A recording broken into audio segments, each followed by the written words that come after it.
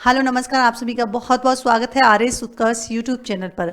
आज का हमारा टॉपिक है राजस्थान आर्थिक समीक्षा, जिसमें हम लोग जो है थर्ड एंड फोर्थ चैप्टर यानी कि औद्योगिक विकास का जो है कंप्लीट यहाँ पर सॉल्व करने वाले हैं। और ये एक तरीके से क्विक रिवीजन के माध्यम से जो है हम लोग यहाँ क्वेश्चन सॉल्व करेंगे। तो आइए स्टार्ट करते हैं। सबसे पहले क्वेश्चन देखिए, अगर हम यहाँ पर देखें तो फर्स्ट क्वेश्चन ये है आपका, यहाँ पर पूछा गया है कि स्वामित्व योजना जो है इसकी शुरुआत कब हुई थी। तो स्वामित्व योजना की शुरुआत की अगर हम बात करें, चार ऑप्शन आपके सामने दिए गए, लेकिन यहां पर मैं बिना टाइम वेस्ट किए हुए आपका जो है ऑप्शन बता देती हूं। सही करेक्ट आंसर होगा आपके सी ऑप्शन। अब यहां पर जो है हम इसी से जुड़ी हुई कुछ इंपॉर्टेंट बात करेंगे। जैसे हम बात करें यहां पर जो है, यहां पर शुरुआत की हमने बात की 24 अप्रैल 2020 को जो है क्या हुई थी, इसकी शुरुआत हुई थी। इसी के साथ ही हम क्रियान्वयन की बात करें तो इसका क्रियान्वयन जो है यानी कि इसका जो है संचालन जो है वो पंचायती राज विभाग तथा राजस्व विभाग, और साथ ही हम कहेंगे कि भारतीय सर्वेक्षण विभाग और राजस्व विभाग तीनों ही इसमें शामिल हैं। तो तीनों के माध्यम से जो है इसका संचालन किया जा रहा है। साथ ही हम बात करेंगे कि वर्तमान में जो है क्या हो चुका है, 7 जिलों में जो है इसके माध्यम से ड्रोन सर्वे जो है कंप्लीट हो चुका है। फिर आगे हम बात करें, देखिए यहां पर कि ग्राम पंचायत की बात करें तो मानचित्र के आधार पर राजस्थान पंचायती राज जो एक्ट है, जो कि कब का है, 1996 के तहत क्या किया गया है, संबंधित व्यक्ति को जो है पट्टा जारी करेगा इसके माध्यम से, स्वामित्व योजना के माध्यम से। फिर हम बात करें कि भारतीय सर्वेक्षण विभाग जो होगा तो राज्य के सभी गांवों के आबादी क्षेत्र जो होंगे उनका ड्रोन सर्वेक्षण तथा साथ ही डिजिटल मानचित्र जो है वो तैयार करवाया जाएगा। यहां पर देखिए आगे हम नेक्स्ट क्वेश्चन की बात करें। नेक्स्ट क्वेश्चन कह रहा है हमारा कि स्वच्छ भारत मिशन, जिसमें हम केवल और केवल ग्रामीण के बारे में बात कर रहे हैं, कि तहत व्यक्तिगत शौचालय निर्माण हेतु तो कितनी सहायता राशि संबंधित परिवार को जारी की जा रही है।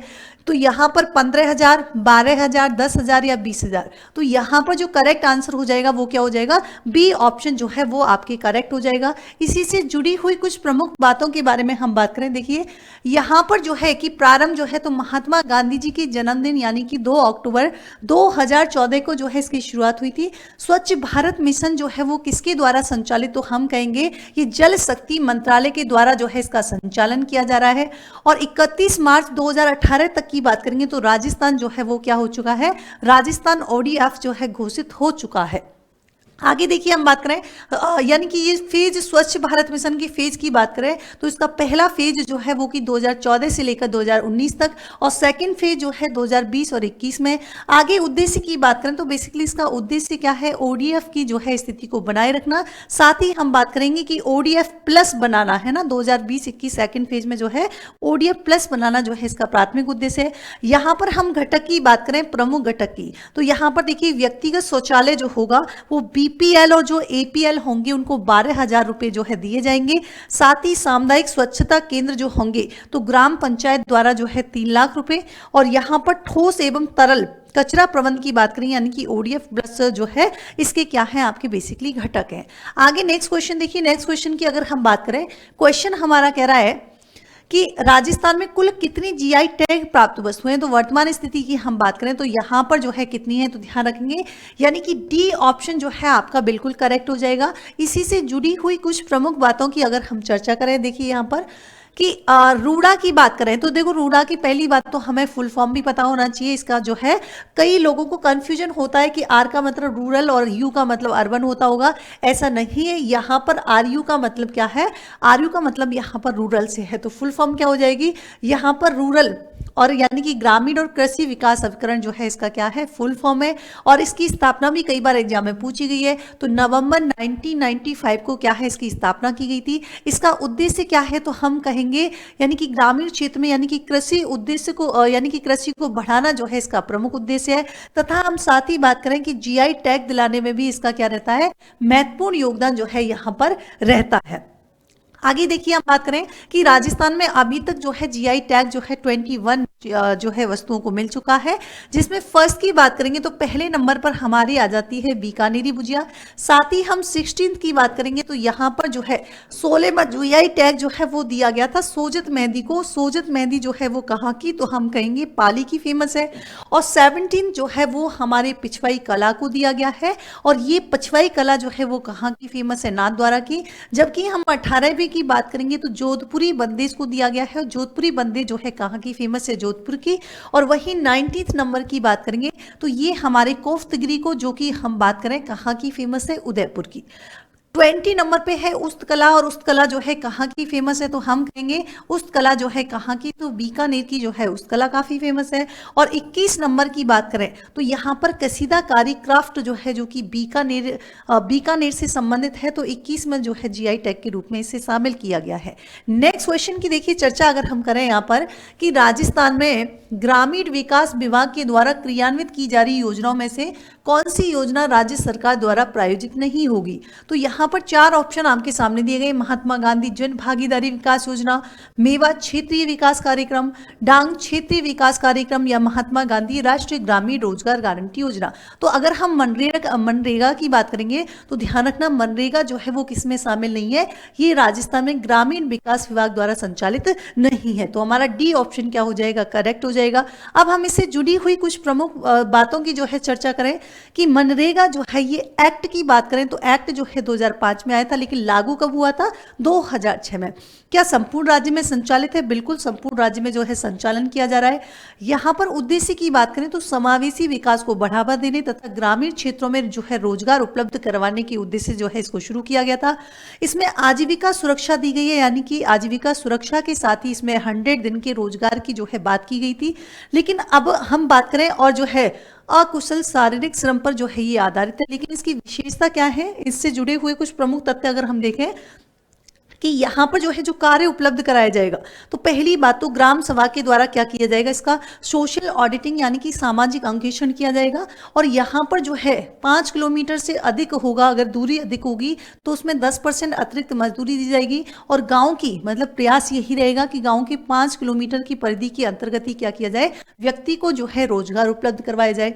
वही हम बात करें कि योग्य मतलब इसके जो है पात्र कौन होगा, तो हम कहेंगे ग्राम पंचायत में जो पंजीकृत जो योग्य होगा वहां का स्थानीय निवासी होना चाहिए। भुगतान कैसे किया जाएगा, तो बैंक डाकघरों के माध्यम से जो है आपके भुगतान किया जाएगा। यहाँ पर 1/3 महिलाएं जो है ना, 1/3 महिला ग्राम सभा, जिसमें वार्षिक कार्य योजना जो है तैयार की जाएगी। और ध्यान रखिए 15 दिन में जो है रोजगार देने की गारंटी प्रोवाइड की जाएगी। और अगर 15 दिन में रोजगार नहीं मिलता है तो स्टेट गवर्नमेंट यहाँ पर क्या करेगी, बेरोजगारी भत्ता जो है वो आपके उपलब्ध करवाएगी। अब देखिए यहाँ पर हम बात करें, यहाँ पर नेक्स्ट क्वेश्चन की अगर हम बात करें कि मुख्यमंत्री ग्रामीण रोजगार योजना राजस्थान के तहत प्रदान की गई गारंटी है, तो यहाँ पर करेक्ट आंसर तो हमारा क्या हो जाएगा, सी ऑप्शन, यानी कि ए और बी दोनों जो है यहाँ पर करेक्ट आंसर हो जाएगा। अब देखिए यहाँ पर इसी से जुड़े हुए कुछ प्रमुख तथ्यों की बात करें तो मुख्यमंत्री ग्रामीण रोजगार गारंटी योजना जो है इसमें 2 घोषणा प्रमुखता शामिल थी। पहली बात थी बजट 2022-23 की बात करें तो 100 दिन रोजगार की यहाँ पर बात की गई थी, जिसे 2022-23 में बढ़ाकर 125 दिन जो है कर दिया गया। वही हम बात करें सहरिया यानी कि जो 12 खेरुआ की और कथौड़ी जनजाति की बात करें, जिसका कथौड़ी जनजाति का संबंध जो है उदयपुर से है, तो यहाँ पर इनके लिए जो है 200 दिन का रोजगार जो है उपलब्ध कराया जाएगा। और हम कह रहे हैं कि यहाँ पर क्या है, तो 100 दिन का इसी में क्या कर दिया गया है, अतिरिक्त रोजगार जो है कर दिया गया है। तो वर्तमान में 200 दिन का रोजगार मिलेगा। नेक्स्ट क्वेश्चन देखिए, नेक्स्ट क्वेश्चन क्या है हमारे, राजस्थान के औद्योगिक विकास हेतु रीको द्वारा किस जिले में एग्रो फूड पार्क की स्थापना नहीं है। मतलब जो एग्रो फूड पार्क जो बनाए गए हैं वो कहां पर स्थापित नहीं किए गए हैं, तो क्या जोधपुर में है, कोटा में, अलवर में, तो ध्यान रखेंगे ये जो है कहां पर है, ए के जो है आप ध्यान रख सकते हैं कहां से, जे से। तो यहां पर हनुमानगढ़ में जो है एग्रो फूड पार्क की स्थापना नहीं की गई है। इसी से जुड़े हुए अगर हम प्रमुख तथ्यों के बारे में बात करें कि पहली बात तो रीको की स्थापना जो है वो 1980 में हुई है। दूसरी हम बात करें कि क्यों, तो तकनीकी सहायता देने के लिए तथा ऋण सुविधा उपलब्ध करवाने के उद्देश्य से की गई थी। यहां पर देखो विशेष पार्क यानी कि 4 जोन की बात करें तो med tech medical devices park जो कि बोरानाड़ा जोधपुर में स्थापित किया जाएगा। वहीं इंटीग्रेटेड रिसोर्स रिकवरी पार्क की बात करें जो कि जम्बा रामगढ़ जयपुर में स्थापित किया गया है। जापानी क्षेत्र की बात करें तो ये जो है घिलौट अलवर में, और साथ ही साथ हम बात करेंगे कहां पर है जापानी क्षेत्र, तो एक है आपके कहां पर नीमराना में। Sports goods and toy zone की बात करेंगे तो ये खुसखेड़ा भिवाड़ी यानी कि अलवर में बात हो रही है। एग्रो फूड पार्क की बात करेंगे तो ये एक तो आपके कहाँ पर गंगानगर में, एक आपके बोरनाड़ा जोधपुर में है, 2 हैं आपके अलवर और एक है आपके कोटा। तो 4 जो है एग्रो फूड पार्क याद रखने हैं। योजनाएं की बात करें कि इसके द्वारा कौन सी संचालित योजना, तो हम बात करेंगे कि 5 अग्निशमन केंद्रों की स्थापना, जो कि कहाँ कहाँ पर, रतनगढ़ यानी कि चूरू में, खेड़तल यानी कि अलवर में, केसवाना जो है यानी कि नीमराणा अलवर में, खारा की बात करेंगे तो बीकानेर और एक है आपके कलड़वास जो कि उदयपुर में। सेकंड हम देखें इंडिया स्टोन मार्ट 2024 की बात करें जो कि 1 से लेकर 4 फरवरी 2024 को आयोजित किया गया था और ये जो है 12वां संस्करण था जिसका आयोजन जो है कहाँ पर, सीतापुरा जयपुर में किया गया। थर्ड हम बात करें जेम्स एंड ज्वेलरी को प्रोत्साहन हेतु जो है जेम्स बोर्ड की जो है स्थापना की गई है। सेज की बात करें ना, सेज की जो है अगर हम यहाँ पर बात करें तो जेम्स एंड ज्वेलरी जो है कहाँ पर, सीतापुरा, और दूसरा है आपका कौन सा, महेंद्र वर्ल्ड सिटी। तो ये भी आपको जो है ध्यान रखना है। नेक्स्ट क्वेश्चन देखिए, नेक्स्ट क्वेश्चन की अगर हम बात करें तो यहाँ पर दिल्ली मुंबई इंडस्ट्रियल कॉरिडोर का कितना % भाग जो है वो राजस्थान से गुजरता है, तो ध्यान रखेंगे इसका 38% जो है कहाँ से, तो राजस्थान से जो है गुजरता है। इससे जुड़े हुए अगर कुछ इंपॉर्टेंट फैक्ट की हम बात करें कि कहाँ से जो है ये निकलता है, तो देखिए यहाँ पर आप देख पा रहे हैं कि ये पूरा क्या है, यहाँ पे दिल्ली मुंबई इंडस्ट्रियल कॉरिडोर है जिसमें दादरी यानी कि यूपी से JLN पोर्ट यानी कि यहाँ पर मुंबई के मध्य जो है शुरू, कुल लंबाई कितनी है, तो हम कहेंगे 1504 किलोमीटर है। कुल 6 राज्यों से गुजरता है यानी कि कुल 6 राज्य एवं यूटी से ये जो है गुजरता है। राजस्थान में तो इसका कितना % है, तो हम कहेंगे 38% है। इसको सहायता जो है किसके द्वारा, तो हम कहेंगे जापान ने जो है क्या किया, इसको सहायता प्रदान की है। नेक्स्ट क्वेश्चन अगर हम बात या फिर इसी से जुड़ी हुई कुछ प्रमुख तथ्यों की हम बात करें DMIC के बारे में, तो यहाँ पर जो है 2 निवेश क्षेत्र कौन कौन से हैं, खुसखेड़ा यानी कि भिवाड़ी नीमराणा और दूसरा है कौन सा, अजमेर किशनगढ़, और वहीं 3 औद्योगिक क्षेत्र भी स्थापित किए गए हैं। कौन कौन से, जोधपुर पाली मारवाड़, और सेकंड है जयपुर दौसा औद्योगिक क्षेत्र, तीसरा है कौन सा आपके राजसमंद भीलवाड़ा।